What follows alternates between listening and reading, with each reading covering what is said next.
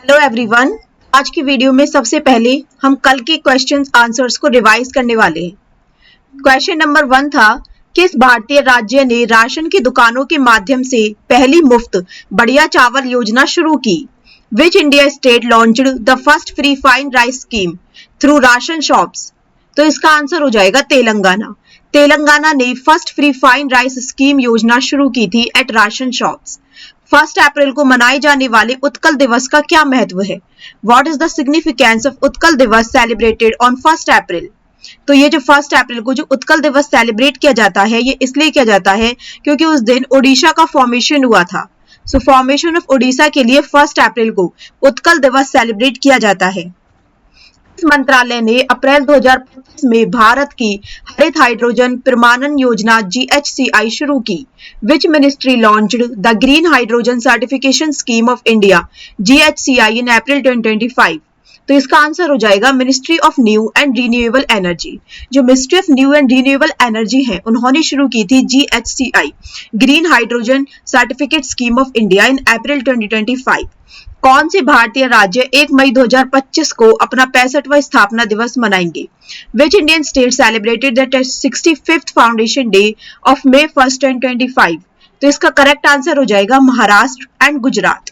Maharashtra and Gujarat ने 1 मई 2025 को अपना 65वां स्थापना दिवस मनाया था, जब ये दोनों स्टेट्स अपने आप से सेपरेट हो गए थे और एक अलग अलग स्टेट के रूप में फॉर्म हुए थे। इसको अब 65 इयर्स हो चुके हैं। भारत सरकार द्वारा लॉन्च किया गया वेव्स WAVES 2025 क्या है? What is WAVES 2025 launched by the Indian government? ये एक समिट है to transfer the media and entertainment sector. एक ऐसा समिट जहां पर मीडिया एंड एंटरटेनमेंट सेक्टर को ट्रांसफॉर्म किया जाना है। भारतीय रिजर्व बैंक ने 1 मई 2025 से ATM निकासी शुल्क के संबंध में क्या परिवर्तन लागू किए? What change did the Reserve Bank of India implement regarding ATM withdrawal charges effective May 1, 2025? उन्होंने क्या किया है? इन्होंने इंक्रीज कर दिए हैं चार्जेस टू ₹23 पर ट्रांजेक्शन। मतलब अगर कोई एक फिक्स्ड लिमिटेड विड्रॉल्स ATM से अगर पैसे निकालते हैं तो वहां पर चार्जेस जो है वो इंक्रीज कर दिए गए हैं पर ट्रांजेक्शन पर ₹23 के। नव अधिग्रहित 26 राफेल समुद्री लड़ाकू विमान कहां तैनात किए जाएंगे? Where will the newly acquired 26 Rafale marine combat aircraft be deployed? तो ये जो कि इंडिया ने फ्रांस से हाल ही में 26 राफेल समुद्री लड़ाकू विमान खरीदे, तो ये कहां पर डिप्लॉय किए जाएंगे? ये किए जाएंगे INS विक्रांत में। भारत में एग्रीवोल्टेक परियोजना अपनाने वाला पहला राज्य कौन सा बन गया है? Which state has become the first in India to adopt an agrivoltaic project?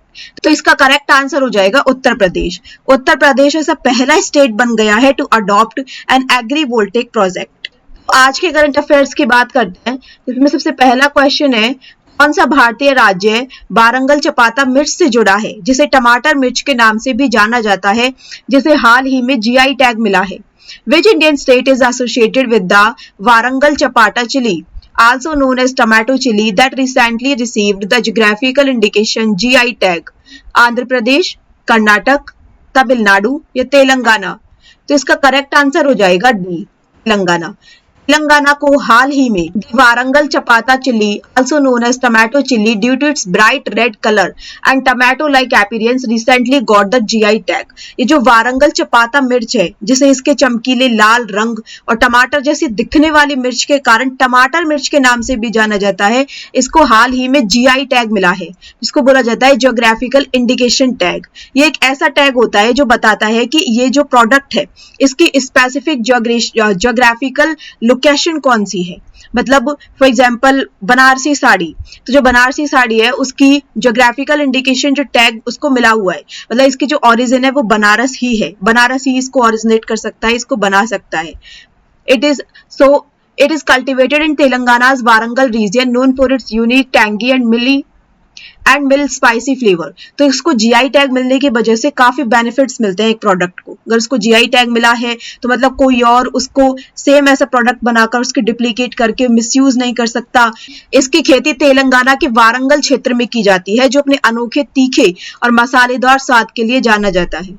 जो GI टैग्स होते हैं वो प्रोटेक्टेड होते हैं regional products and give them legal recognition, adding local farmers. For exams remember, exam के लिए आप रिमेंबर याद कर सकते हैं, GI tags equal to regional identity plus economic benefit.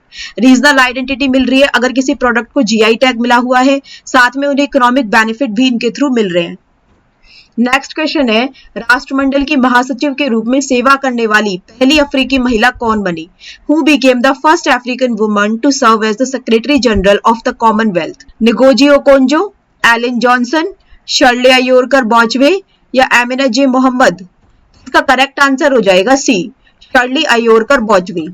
Shirley Ayorkor Botchwey Ghana's foreign minister है जो became the first African woman to be elected as the Secretary General of the Commonwealth, an association of 56 countries।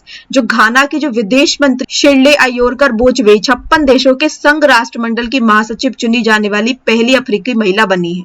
This is a historical appointment reflecting increasing gender and regional representation, global institutions, a theme often asked in international affairs, a polity based questions। Question number 3 है, कौन सा देश 2035 FIFA महिला विश्व cup की मेजबानी करने वाला है? Which country set to host the 2035 FIFA women's world cup? United States, Saudi Arabia, United Kingdom या ऑस्ट्रेलिया? इसका करेक्ट आंसर हो जाएगा C, United Kingdom. United Kingdom 2035 में फीफा महिला विश्व कप की मेजबानी करने वाला है। The United Kingdom has been chosen to host the FIFA Women's Cup 2035. Sports events like this are important as they reflect a country's international standing. जो खेल होते हैं, इस तरह के जो खेल आयोजन होते हैं वो बहुत इंपॉर्टेंट होते हैं क्योंकि किसी देश की अंतर्राष्ट्रीय स्थिति और बुनियादी ढांचे के डेवलपमेंट को भी दर्शाते हैं। एशियाई क्रिकेट परिषद ACC का नया अध्यक्ष किसे नियुक्त किया गया है? Who has been appointed as the new president of Asian Cricket Council ACC? Jay Shah, Shami सिल्वा, मोहसिन नकवी या नजमुल हसन? इसका करेक्ट आंसर हो जाएगा सी, मोहसिन नकवी। मोहसिन नकवी को एशियन क्रिकेट काउंसिल का नया अध्यक्ष नियुक्त किया गया है। Mohsin Naqvi, chairman of the Pakistan cricket board PCB, has been appointed as the new ACC president. ACC promotes cricket among Asian countries. Next question है, UNCTAD के फ्रंटियर टेक्नोलॉजीज इंडेक्स के लिए वैश्विक तत्परता में भारत की वर्तमान रैंकिंग क्या है?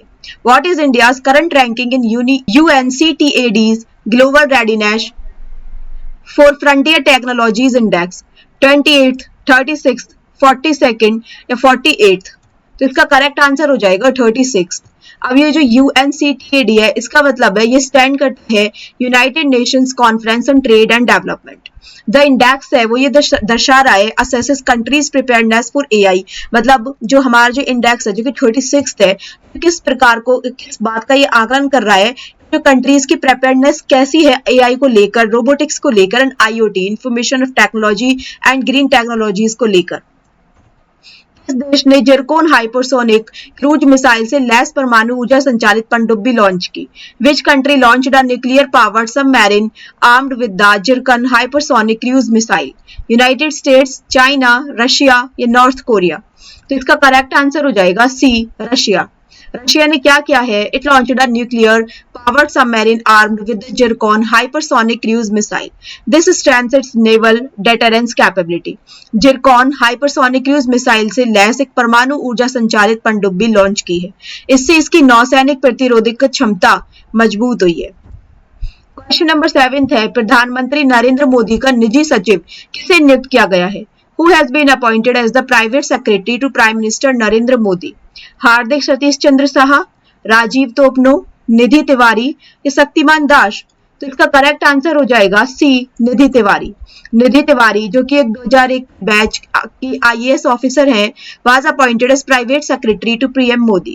This is significant as such appointment reflect the bureaucratic structure of Indian governance. इसलिए भी बहुत ज्यादा महत्वपूर्ण है क्योंकि ऐसी जो अपॉइंटमेंट्स होती है वो भारतीय शासन की नौकरशाही संरचना को दर्शाती है कि इंडियन गवर्नेंस का ब्यूरोक्रेटिक स्ट्रक्चर कैसा है। इन दो संगठनों ने संयुक्त रूप से मध्यम दूरी की सतह से हवा में मार करने वाली मिसाइल विकसित की है।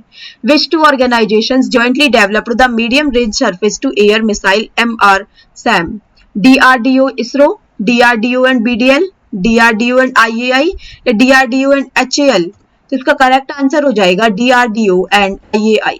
इन्होंने क्या किया है, the medium range surface to air missile MRSAM is jointly developed by DRDO India and IAI Israel Aerospace Industries. It's used by the Indian Air Force, Army and Naval for air defense. तो इससे क्या होगा, ये जो MRSAM जो develop हुई है, इसका इस्तेमाल भारतीय वायुसेना मतलब इंडिया की एयर फोर्स के लिए एंड नेवी के लिए भी इसका यूज किया जाने वाला है।